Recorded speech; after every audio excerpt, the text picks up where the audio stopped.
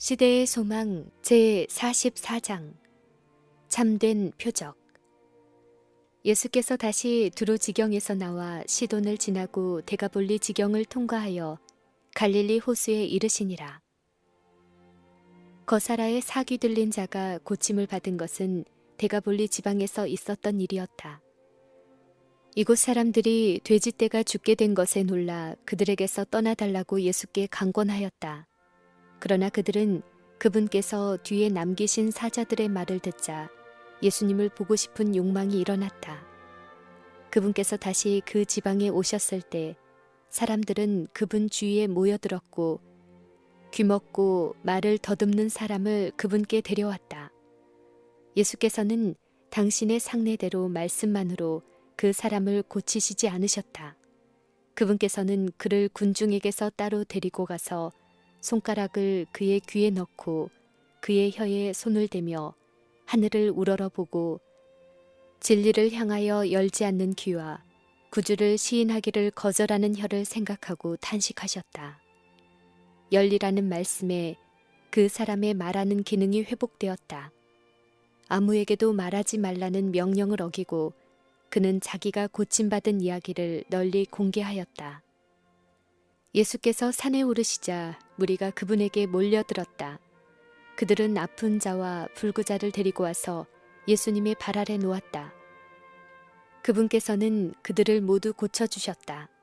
그들은 이방인이었지만 이스라엘의 하나님께 찬송을 드렸다.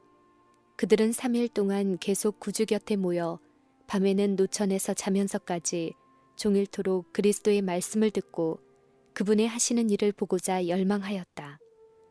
3일이 다하였을 때 그들의 양식은 떨어졌다. 예수께서는 그들을 배고픈 채로 보내고 싶지 않았으므로 제자들을 불러 무리에게 먹을 것을 주라고 하셨다. 제자들은 다시 저희의 불신을 나타냈다. 그들은 벳세다에서 그들의 적은 소유가 그리스도께서 축사하심으로 무리들을 어떻게 능히 먹이실 수 있었던가를 보았으면서도 그들은 배고픈 무리를 위하여 식물을 누리실 수 있는 그분의 능력을 믿고 그들이 가진 모든 것을 드리지 않았다. 더구나 그분께서 벳세다에서 먹이신 무리는 유대인이었는데 이 무리는 이방인과 이교도들이었다. 제자들의 마음속에는 유대인적 편견이 아직도 강하게 남아 있었으므로 그들은 예수께 이 광야에서 어디서 떡을 얻어 이 사람들로 배부르게 할 수 있으리이까? 라고 대답하였다. 그러나 말씀에 순종하여 그들은 그들이 가지고 있던 떡 7개와 생선 2마리를 그분께 가지고 나왔다. 무리들이 먹고 남은 조각을 7광줄이나 거두었다.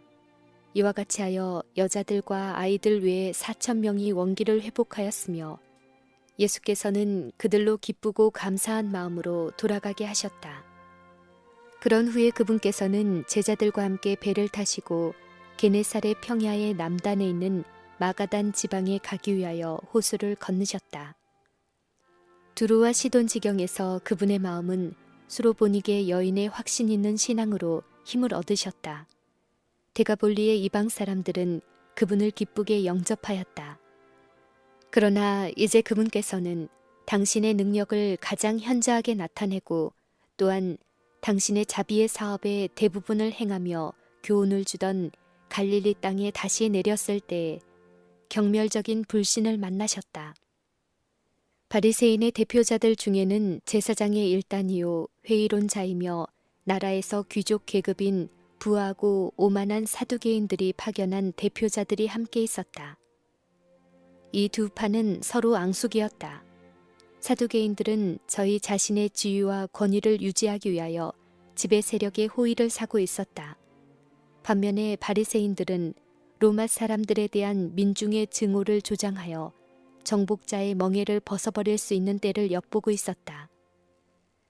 그러나 바리새인과 사두개인은 이제 그리스도께 대항하기 위하여 연합하였다. 유유상종이다. 악이 있는 곳은 어느 곳이든지 선을 멸하기 위하여 악과 악이 동맹하는 것이다. 이제 바리새인들과 사두개인들은 그리스도께 나와서 하늘로부터 온 표적을 요구하였다.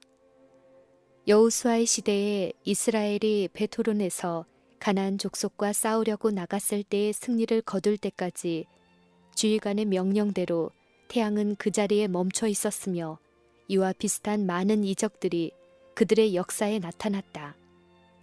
그들은 이와 같은 표적을 예수께 요구했다. 그러나 유대인들이 필요로 하는 것은 이런 표적이 아니었다.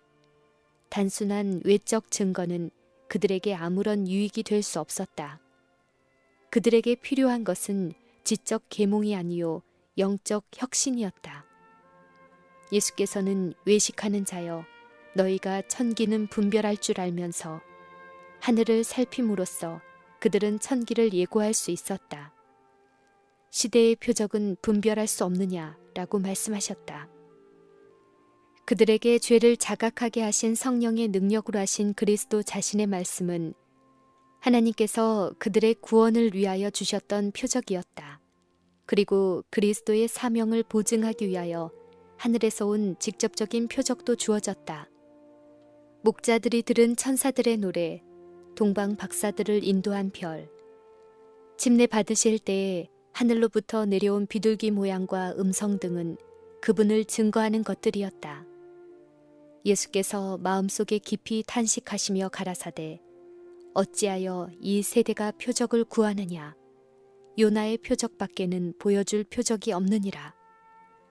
요나가 밤낮 사흘을 고래 백 속에 있었던 것처럼 그리스도께서도 그와 같은 시간을 땅 속에 있을 것이었다.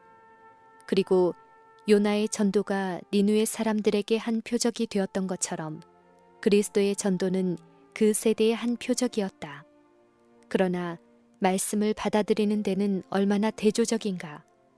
그 큰 이방의 도성에 살던 사람들은 하나님에게서 온 경고를 듣고 두려워 떨었다. 왕들과 귀인들이 자신을 겸비하게 하고 높은 자나 천한 자가 다 하늘에 계신 하나님께 부르짖어 그들은 그분의 긍휼하심을 받았다. 심판 때에 니느웨 사람들이 일어나 이 세대 사람을 정죄하리니 이는 그들이 요나의 전도를 듣고 회개하였음이언니와 요나보다 더 큰 이가 여기 있다 라고 그리스도께서는 말씀하셨다. 그리스도께서 행하신 모든 이적은 그분의 신성에 대한 표적이었다. 그분은 메시아에 관하여 예언된 바로 그 사업을 행하고 계셨으나 이 긍휼의 사업이 바리새인들에게는 심한 모욕이 되었다. 유대인의 지도자들은 인간의 고통을 냉담한 무관심으로 바라보았다. 많은 경우에 그들의 이기심과 압박이 고통을 야기시켰으나 그리스도께서 그것을 고치셨다. 그러므로 예수님의 이적이 그들에겐 질책이 되었다. 유대인들로 구주의 사업을 거절하도록 이끈 것이야말로 그분의 거룩한 품성에 관한 가장 큰 증거였다. 그분의 이적의 가장 큰 의의는 그 이적들이 인류의 축복을 위하여 행하여졌다는 사실에서 볼 수 있다. 그분이 하나님에게서 오셨다는 가장 큰 증거는 그분의 생애가 하나님의 품성을 드러낸 것이다. 그분은 하나님의 사업을 행하였고 하나님의 말씀을 이야기하셨다. 그와 같은 생애는 모든 이적 중에서도 가장 큰 이적이다. 오늘날 진리의 기별이 제시될 때에 유대인들처럼 우리에게 표적을 보이라, 이적을 행하라고 외치는 사람들이 많이 있다. 그리스도께서는 바리새인들의 요구대로 이적을 행하지 않으셨다. 그분은 광야에서 사단의 꾀에 응답하여 이적을 행하지 않으셨다. 그분께서는 우리 자신을 옹호하거나 불신과 교만의 요구를 채워주도록 우리에게 능력을 주지 않으신다. 그러나 복음에 하나님께서 주신 표적이 없는 것은 아니다. 우리가 사단의 속박을 끊을 수 있는 것은 기적이 아닌가. 사단에 대한 적대감은 사람의 마음의 본성이 아니요 하나님의 은혜로 말미암아 주입된 것이다. 완고하고 억센 의지의 지배를 받던 자가 해방을 얻고 하나님의 거룩한 능력의 이끄심에 전심으로 복종할 때 기적이 이루어진다. 강력한 미혹을 당하였던 사람이 도덕적 진리를 깨닫게 되는 때에도 그러하다. 한 영혼이 회개하고 하나님을 사랑하고 그분의 계명을 지키기를 배우는 때마다 또 새 영을 너희 속에 두고 새 마음을 너희에게 주시겠다는 하나님의 약속이 성취된다. 인간의 마음에 일어나는 변화, 곧 인간의 품성의 변화는 항상 살아계신 구주께서 영혼을 구하시려고 역사하고 계심을 보여주는 기적이다. 그리스도 안에서의 언행일치의 생애는 하나의 큰 이적이다. 하나님의 말씀을 전함에 있어서 지금 그리고 항상 나타내야 할 표적은 듣는 자들에게 그 말씀이 계심시키는 능력이 되게 하는 성령의 임재하심이다. 이것이 곧 하나님께서 당신의 아들의 거룩한 사명에 대하여 세상에 제시하시는 증거이다. 예수님에게서 표적을 바라던 자들은 그들의 마음을 불신으로 강팍하게 하였으므로 그분의 품성에서 하나님을 닮은 품성을 식별하지 못하였다. 그들은 그분의 사명이 성경 말씀을 성취시키고 있음을 알고자 하지 않았다. 부자와 나사로의 비유에서 예수께서는 바리새인들에게 모세와 선지자들에게 듣지 아니하면 비록 죽은 자 가운데서 살아나는 자가 있을지라도 권함을 받지 아니하리라 라고 말씀하셨다. 하늘이나 땅에서 나타낼 수 있는 어떤 표적도 그들에게는 유익이 되지 않을 것이었다. 예수께서는 마음속에 탄식하시며 이 트집 잡는 무리를 떠나 제자들과 함께 다시 배에 오르셨다. 슬픔으로 침묵한 채 그들은 다시 호수를 건넜다.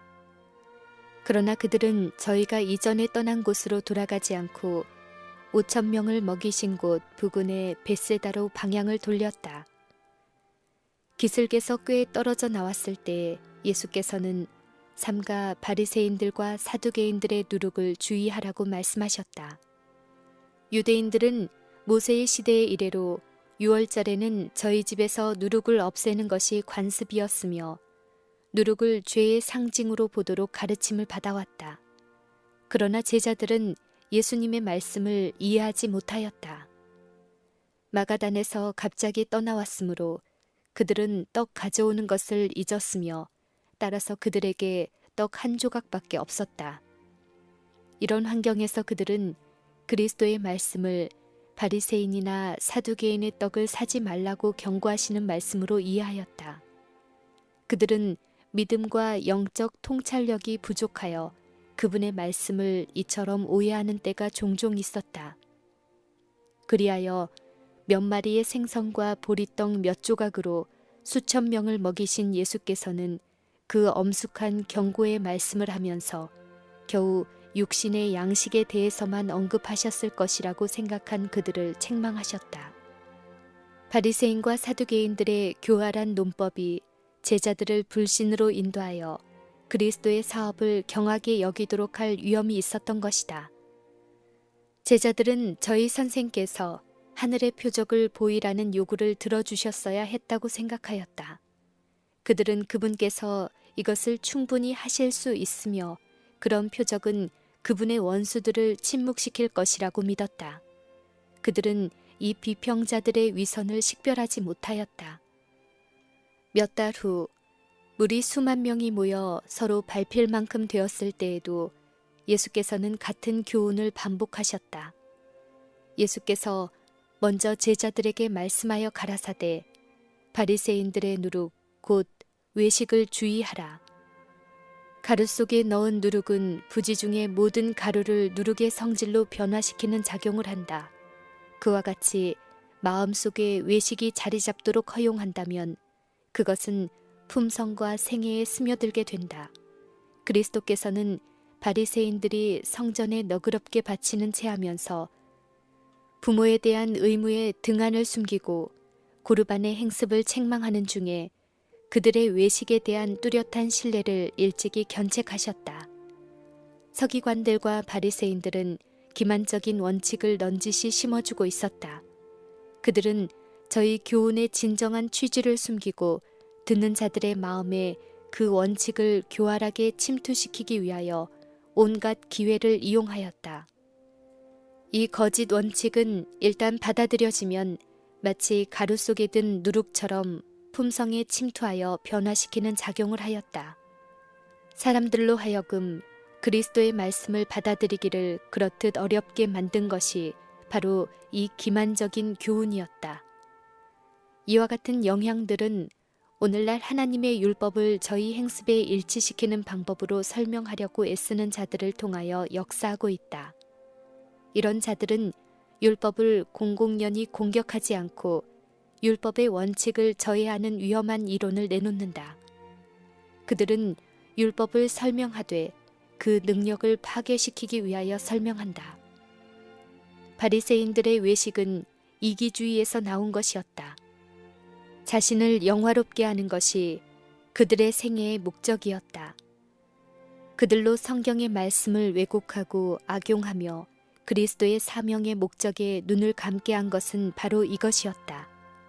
그리스도의 제자들까지도 이 교활한 악을 품게 될 위험이 있었다. 자신을 예수님의 제자로 분류하면서도 그분의 제자가 되기 위하여 모든 것을 버리지 않는 자들은 바리새인들의 논증에 크게 영향을 받았다. 그들은 종종 믿음과 불신 사이에서 흔들리고 있었으며 그리스도 안에 숨겨진 지혜의 보화를 식별하지 못하였다. 제자들까지도 겉으로는 예수님을 위하여 모든 것을 버린 것처럼 보였으나 마음속으로는 자신을 위하여 큰 것들을 추구하기를 그치지 않았다. 누가 가장 큰지에 대하여 분쟁을 일으킨 것이 바로 이 정신이었다. 그들과 그리스도의 사이를 막고 그분의 자아 희생의 사명에 몰인정하게 하고 구속의 오묘를 그토록 더디 이해하게 만든 것이 바로 이 정신이었다. 누룩을 그 작용하는 대로 놓아둔다면 부패와 쇠퇴를 일으키는 것처럼 이기적인 정신을 마음에 품으면 영혼을 더럽히고 파멸시키는 작용을 한다. 옛적에 그랬던 것처럼 오늘날 우리 주를 따르는 자들 가운데도 이 교활하고 기만적인 죄가 얼마나 편만해 있는가. 그리스도를 위한 봉사와 우리 상호 간의 교제가 자아를 높이려는 은밀한 욕망으로 인하여 얼마나 자주 손상을 받는가. 얼마나 자아 만족에 대한 생각을 하고 사람에게 인정받기를 갈망하는가. 하나님께서 지정하신 것보다도 쉬운 길을 가고자 하여 하늘의 교훈 대신 인간의 이론과 유전을 채택하도록 이끄는 것은 자아에 대한 사랑이다. 그리스도께서는 당신의 제자들에게 삼가 바리새인의 누룩을 주의하라는 경고의 말씀을 하셨다. 그리스도의 종교는 성실 그 자체이다. 하나님의 영광을 위한 열성은 성령으로 말미암아 심겨진 동기이며 성령의 효과적인 역사하심만이 이 동기를 불어넣을 수 있다. 오직 하나님의 능력만이 이기심과 외식을 쫓아낼 수 있다. 이 변화가 그분의 역사하심의 표적이다. 우리가 받아들인 믿음이 이기심과 외식을 멸할 때, 그리고 우리로 하여금 하나님의 영광을 구하게 하고 자신의 영광을 구하지 않게 할 때에 우리는 그것이 바른 순서임을 알 수 있을 것이다. 아버지여, 아버지의 이름을 영광스럽게 하옵소서. 이것이 그리스도의 생애의 주지였다. 우리가 만일 그분을 따른다면 이것 역시 우리 생애의 주지가 될 것이다. 그리스도께서는 우리에게 그의 행하시는 대로 행하라고 명령하시므로 우리가 그의 계명을 지키면 이로써 우리가 저를 아는 줄로 알 것이다.